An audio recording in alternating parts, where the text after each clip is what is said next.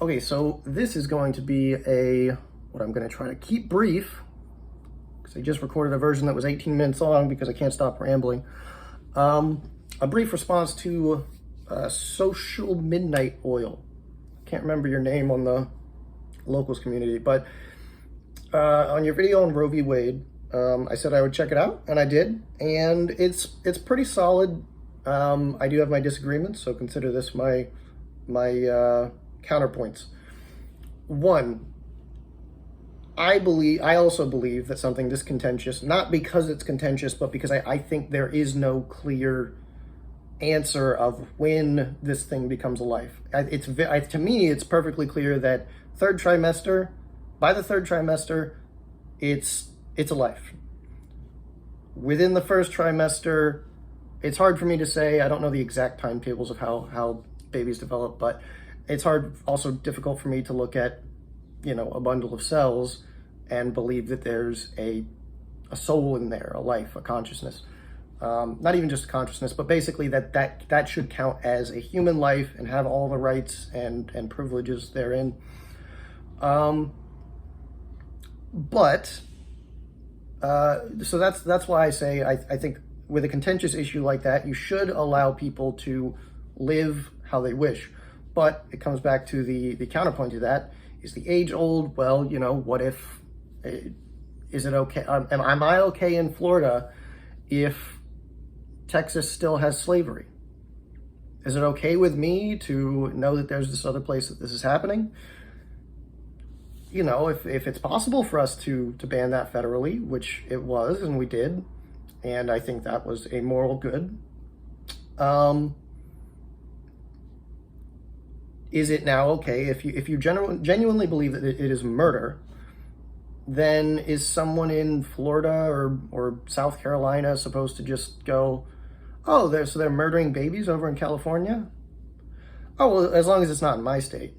So that will always be, this is the exact prime issue that, frankly, I think the world would be far better off if abortions had never ever been even thought of, because then we wouldn't be having this debate. But it is definitely something that if you're on the pro-life side, especially the kind of stricter pro-life, I am pro-life / pro-choice. So I'm just a mess. But if you're on that side, it's murder. And you're not going to, especially a lot of these people, when there's discussions about, well, who's going to take care of the kid? I'd go drop it off at a church. Maybe you don't want the kid raised by religious people, but there are a lot of organizations that support mothers, adoption agencies, and which that kind of brings me to the other point that, well, this woman doesn't have some agreement where she's going to be taken care of and she'll be given the resources to take care of this kid for, I couldn't remember, couldn't hear clearly if you said 80 or 18 years. I would imagine 18. To me, that would make more sense. But there are countless organizations all throughout the country that their entire goal, their entire purpose is helping mothers.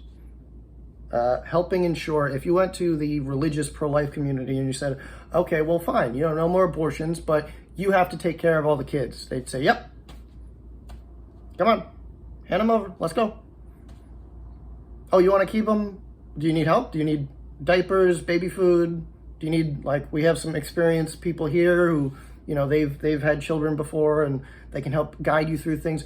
There are a lot of support networks, most of them religious communities or religious organizations. So maybe the left wouldn't like that very much, but who are fully happy to take the full responsibility of any kid who's born. I guarantee it. I guarantee if a single mother walks into any church, maybe there's maybe not Westboro Baptist, I don't know. Maybe they're actually very nice people if you come join their church. But basically any church in America, if you walk in and you say, I'm a mom, I don't have money for this, I don't know what I'm doing, but I decided to keep it, can you point me in the right direction? and they may either directly help or find people who can and will. So I've never considered that a serious argument.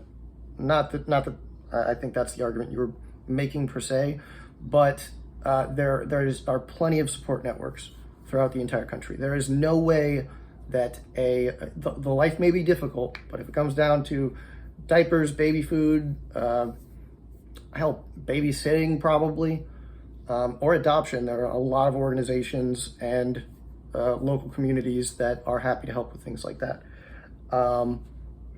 I guarantee no church is just going to say, nah, fuck the kid. Just drop it off on the porch. I guarantee the kid will be okay. You know, unless it's like eaten by dingoes. Which brings me to my next point is,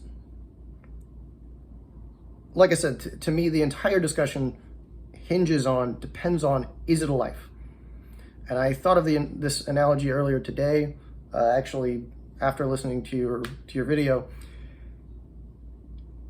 There's the question of, is an abortion the mother evicting the child, or is an abortion the mother shooting the child in the face? So imagine if you have a bus driver, and it's late at night, nobody else is on the bus, it's just him, and some guy runs up, sprints up, and just before he closes the door, he jumps into the bus and he sits down. And he says, well, sir, you have to pay. You have to pay or you have to get off the bus. And he says, I don't have any money, but also there's a pack of angry dogs outside and they were just about to rip me to pieces. So, legally speaking, and maybe there is some law in situations like this, but contractually speaking, the bus driver has no obligation to let him stay on the bus. Now, obviously, you would say, okay, just drive down the street a little bit and then drop him off. But in terms of that moral question, is it okay to kick the guy off the bus? Maybe the dogs will chase you down the street and they'll be right there to eat the guy as soon as he gets off. What is your moral obligation? Let's add to that the guy has a big sticker on his sign that says, look out, I have Ebola. Well, now, it's an unwanted passenger. You didn't sign up or agree to let them stay as your passenger, and they're posing a potential health risk to you that could be quite severe. Is it okay to kick him off the bus? You're not killing him, but you know that he will die if he gets off the bus. So, there's two ways to me that correlates to the abortion argument. One, a lot of these late-term abortions, basically it's not, oh, I want to evict the child. It's, I don't want this child to exist anymore. And maybe that's an eviction from your life because, well, you know, I didn't sign up for this, so I'm not okay. I'm not a consenting party to this contract that this kid needs to be taken care of for the next 18 years. But like I said, the quick counterpoint to that is adoption. Make it, you know, government get out of the way, let adoptions happen. And if you don't want it, go put the child up for adoption. But a lot of these late-term abortions, I personally was born a month early. Now, my brothers might tell you that I'm a bit messed up in the head. I'm sure they think that I'm developmentally challenged or would say that, but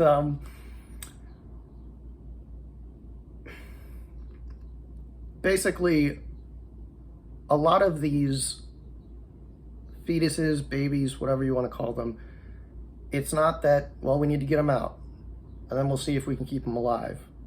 It's the infamous Ralph Northam video where if the baby survives, we'll keep it comfortable until the mother decides what she wants to do with it. Even though by the exact wording of that, if she's a mother, that means she's a mother to a person.